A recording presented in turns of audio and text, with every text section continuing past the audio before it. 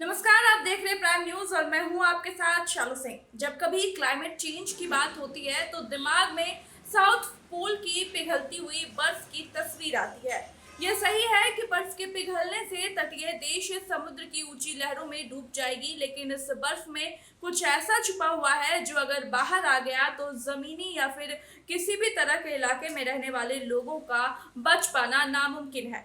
आपको बताते चले कि साइंटिस्ट ने पाया है कि आर्कटिक की बर्फ में खतरनाक गैस मीथेन जमी हुई है।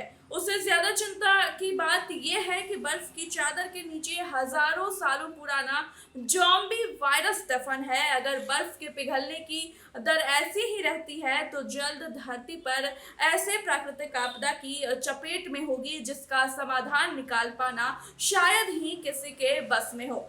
आइए जानते हैं कि ये ज़ॉम्बी वायरस क्या है और इससे जो है धरती को कितना खतरा है और हम इससे कैसे बच सकते हैं या बचने के उपाय क्या है, क्योंकि इससे बचने के उपाय तो सिर्फ यही है कि हम क्लाइमेट को, अपने पर्यावरण को सही से रख पाए। क्योंकि जब आपको याद ही होगा, जब कोरोना महामारी आई थी तब देश की हालत क्या हो गई थी, देश क्या दुनिया की हालत क्या हो गई थी। तो उसी से हम लोग कितनी मुश्किल से निपट पाए तो थे। और अगर इसी तरह क्लाइमेट चेंज होता रहा और बर्फ पिघलती रही और जॉम्बी वायरस अगर सामने आ गया तो लोगों की क्या स्थिति होगी।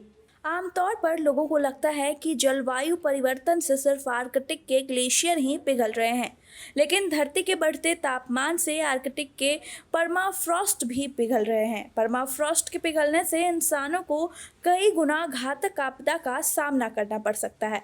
आगे बढ़ने से पहले परमाफ्रॉस्ट के बारे में समझना जरूरी है। दरअसल नासा के अनुसार परमाफ्रॉस्ट वो जमीन है जो लगातार कम से कम 2 सालों तक पूरी तरह से जमी रहती है, यानी कि 0 डिग्री सेल्सियस या फिर उससे भी नीचे का तापमान। ये ज़मीन ऐसे मिट्टी, पत्थर और रेत की बनी होती है जिन्हें बर्फ साथ जोड़ कर रखती है। परमाफ्रॉस्ट में मिट्टी और बर्फ पूरे साल जमी रहती है। सतह के पास परमाफ्रॉस्ट मिट्टी में बड़ी मात्रा में ऑर्गेनिक कार्बन होता है। ये मरे हुए पौधों को बचा हुआ वो पदार्थ होता है जो ठंड के कारण डिकम्पोज या सड़ नहीं पाता। इसके अलावा परमाफ्रॉस्ट के नीचे की परतों में ज्यादातर खनिजों से बनी मिट्टी होती है। जैसे जैसे धरती का तापमान बढ़ रहा है वैसे वैसे परमाफ्रॉस्ट के पिघलने का दर भी बढ़ रहा है। परमाफ्रॉस्ट पिघला तो एक साथ कई परेशानियों का पिटारा पूरी दुनिया को अपनी चपेट में ले लेगा।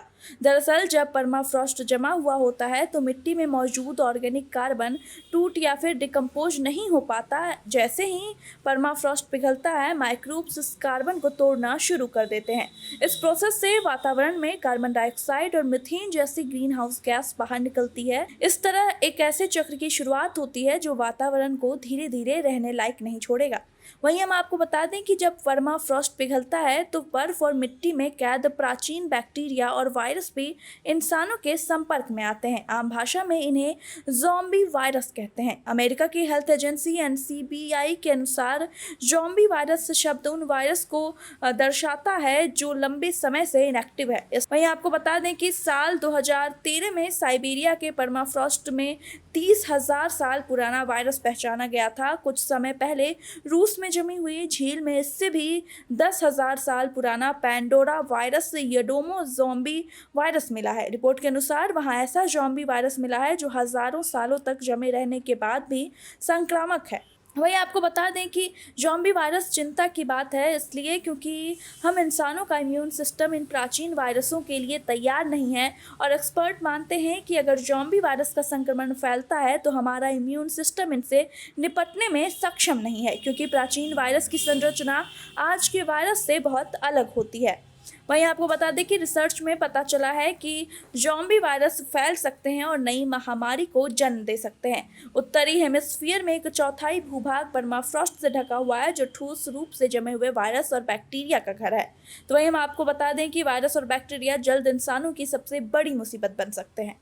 तो कैसा लगा आपको ये वीडियो, हमें कमेंट करके जरूर बताएं। बाकी कैसे और भी खबरों के लिए देखते रहिए प्राइम न्यूज का डिजिटल प्लेटफॉर्म।